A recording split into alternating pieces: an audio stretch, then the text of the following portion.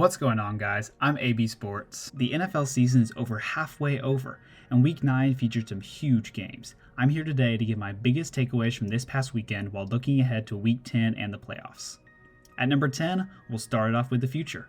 The NFL is in good hands because the 2020 quarterback draft class has been playing fantastic in the first half of their rookie years. Joe Burrow and Tua Tagovailoa are winning games for the Bengals and Dolphins that those franchises would have had no chance in during their previous seasons. And Justin Herbert makes every Chargers game a must-watch. At number 9, the Baltimore Ravens set an NFL record this weekend with 31 consecutive games of 20 or more points scored. That streak goes back to the first game Lamar Jackson started for the Ravens. He's a special quarterback. Don't let anyone tell you any different. In fact, it's a really good thing the Ravens can score because gone are the days of teams scoring in the teens and winning. In fact, it's becoming even uncommon to score in the 20s and win. At number 8, I'm noticing a trend. In Week 9, 9 of the 14 games featured the winning team scoring over 30. The Panthers, Seahawks, and Cardinals even lost scoring over 30. Defense is important, just ask Seattle, but you cannot consistently win in this league without offense. Just ask Chicago. At number 7, while we're talking about big offense, let's talk about Dalvin Cook. In his last 2 games, Cook has 56 touches for 478 yards and 6 touchdowns, which amounts to 88 fantasy points. In 2 games. This year, he has 150 scrimmage yards per game and 13 touchdowns. He's really cementing himself as the best running back in the NFL. At number 6, 2 of the top contenders had their games this week go nowhere near what they were expecting. Pittsburgh had to squeeze by the heavily depleted Cowboys with a fourth quarter touchdown that gave them just a 5-point win where the line was 14.5, and Tampa got absolutely clobbered by the Saints, 38-3. One of these I would panic on, and one of these I wouldn't. Don't panic with the Steelers. This is your classic game every season where the Steelers play down to their competition on the road.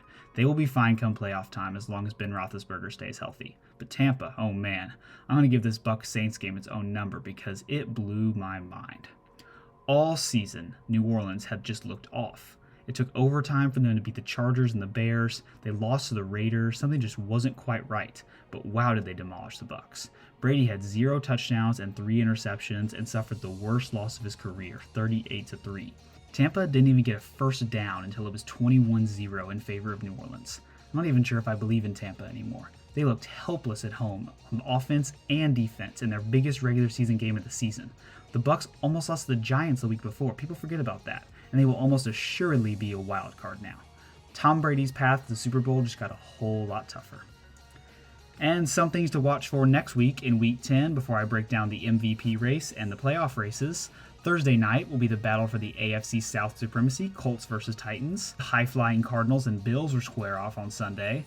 Justin Herbert will face the quarterback drafted 1 spot ahead of him in Tua Tagovailoa. Seattle, in desperate need of a rebound, will travel to LA to face the Rams coming off a bye. And on Monday night, the Vikings and Bears both have their last chance to stay relevant in the NFC playoff race. Should be a great week of football. Number 3, I hate to say this because I love Russell Wilson, but we may have just seen Patrick Mahomes overtake him for the MVP race. I know this is going to change 10 more times before the season's over, but the MVP goes to the best quarterback on the best team. And if it doesn't go to that person, then it goes to a quarterback on a team who is still really good, and the quarterback has to be just perfect. Russell Wilson still has 28 touchdowns compared to Mahomes' 25. But Mahomes has 1 turnover this season, Russell Wilson has 11. That just can't happen. Wilson's carrying the Seahawks, but Mahomes is going to have better numbers, and the Chiefs are going to have a better record. Also, don't sleep on Aaron Rodgers. At number 2, wow, the current AFC playoff picture is looking fascinating.